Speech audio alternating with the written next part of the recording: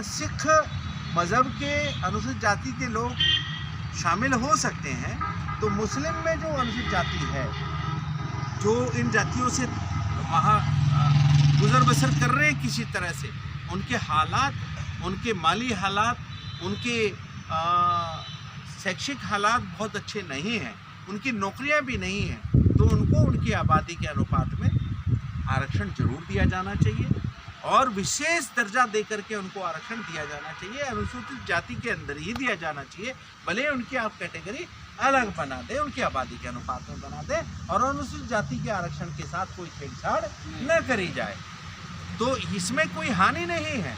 अगर आप 10% अमीर क्या कहते हैं इनको, अपर कास्ट के सामान्य जाति के लोगों को आरक्षण दे सकते हैं, जिनकी आबादी ही इस मुल्क में कुल 15% है। कितनी आबादी है अपर कास्ट के लोगों की? बामन बनियों की कितनी आबादी है? मुश्किल से 14-15% आबादी है। उन 14% वालों को 10% आरक्षण गरीबी के नाम पे दे दिया गया। उसे हम सुदामा आरक्षण कहते हैं।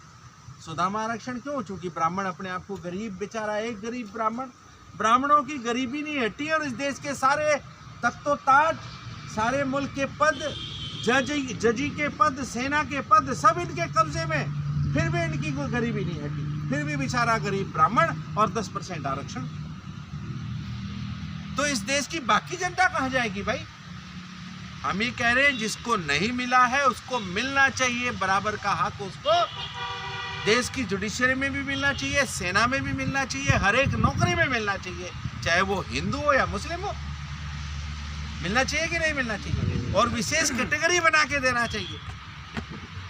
हम इसके पक्षधर हैं, हमारे बाबा साहब इसके पक्षधर हैं और हमारे बाबा साहब सबके लिए प्रोविज़न कर गए थे, सबके लिए आर्थिक न्याय, शैक्षिक न्याय और सामाजिक न्याय की व्यवस्था कर गए थे। संविधान का पहला पन्ना पढ़ लो, उसके अंदर लिखा हुआ है कि देश के शासकों को केवल सामाजिक न्याय नहीं, आर्थिक न्याय भी लाना है देश के अंदर। यानी गरीबी अमीरी की जो एक खाई है, इस खाई को ख़त्म करके इसे नेड़ा करना है, इस खाई को ख़त्म कर देना, लेवल पे ले आना है। ये खाई नहीं रहनी चाहिए, ये बाबा साहब ने संविधान के अंदर लिखा हुआ है। परंतु ये जो 11-12 साल से इनका शासन आया, साल 14 से इन्होंने इस खाई को और बड़ा कर दिया है।